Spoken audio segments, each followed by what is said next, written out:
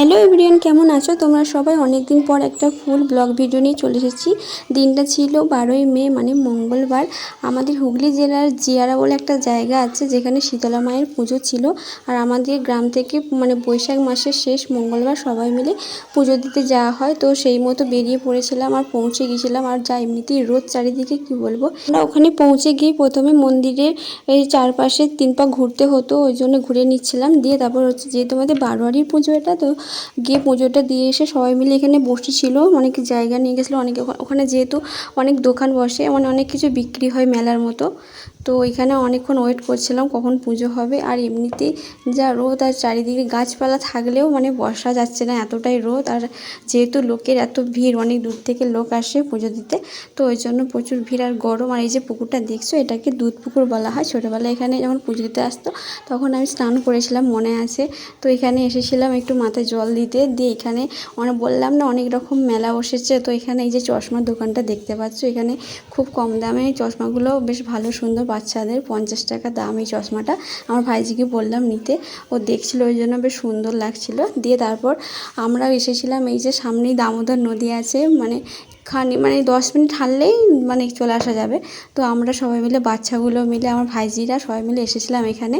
তো দেখছি এত রোদ, কেউ যায় না। আর এই যে ব্রিজটা দেখছো, বাঁশের ব্রিজ, এটা মানে যখন আগে একবার এসেছিলাম তখন এটা জলটা অতটা স্রোত ছিল না, মানে ডাঙা ছিল নিচে, ওই জন্য ভয় লাগতো না। এখন এত ভয় লাগছে। আবার মাঝখান দিয়ে গাড়ি, মানে বাইক যেগুলো যাচ্ছে এত স্পিডে যাচ্ছে না, গেলে হাঁটলে এত ভয় লাগে। তো আমরা প্রথমে এখানে দাঁড়িয়ে, ছাওয়াটায় দাঁড়িয়ে ফটো তুলে নিয়েছিলাম সবাই মিলে। তারপরে হচ্ছে দেখছিলাম দূর থেকে যাব কি যাব না। আগেরবারে আমি আসিনি, আমার সবাই মিলে ওরা সব এসেছিলো। দিয়ে ওরা নাকি বলছিলো এই ব্রিজটার উপর দিয়ে হাঁটলে নাকি টাকা লাগে, টাকা দিতে হয়। আমরা টাকা আমাদের কাছে নেই, মাদের কাছে ছিল। যেহেতু আমরা টাকা নিয়ে আসিনি, ওই জন্য ভাবছিলাম, ভয় লাগছিলো কি যাব না, যদি বকে। মানে ওরা হচ্ছে অচেনা কাউকে দেখলে তাদেরকে বকছে, তাদের কাছ থেকে টাকা নিচ্ছে। আর যারা ওইটা দিয়ে রেগুলার যাতায়াত করে তাদের কাছ থেকে কিছুই নিচ্ছে না।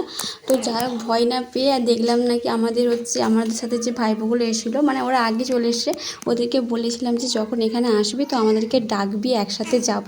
ওরা হচ্ছে আগে চলে এসেছিলো। তো ওরা দেখছে, ওখানে ওদেরকে দেখতে পেয়ে আমরা আবার সবাই মিলে এগোচ্ছিলাম।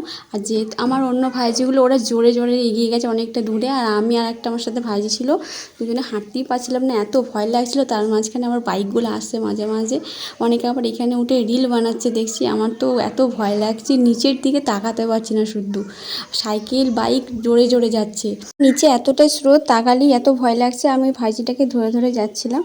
আর অনেকে এখানে উঠে রিলস বানায়, তো আমার তো দেখেই রীতিমতো ভয় লাগছে। আর প্রচুর রোদ ছিল, বেশিক্ষণ থাকাই যায়নি ব্রিজে, এতটাই রোদ লাগছে।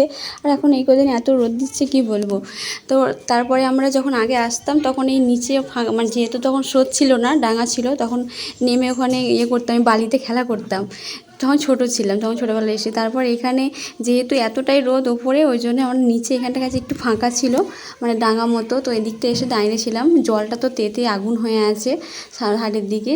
দিয়ে ওদেরকে বললাম এখান থেকে চলে যাই। সামনে ওখানে একটা নৌকা বাঁধা ছিল বলতে মানে ভালো করে বাঁধাও নেই, মানে চাপলেই চলে যাচ্ছিলো এরকম। আমরা বললাম দুটো ফটো তুলি নৌকাতে। দিয়ে গিয়ে সামনে এক নৌকাটাতে সবাই মিলে ফটো তুলছিলাম একে একে। তারপরে ওখান থেকে চলে এসেছিলাম ওই যেখানে পুজো হচ্ছিলো, ওখানে পুজো হওয়ার পর দিয়ে তারপরে বাড়ি চলে এসেছিলাম। তো যাই হোক, ভিডিওটা কেমন লাগলো অবশ্যই কেমন করে জানিও।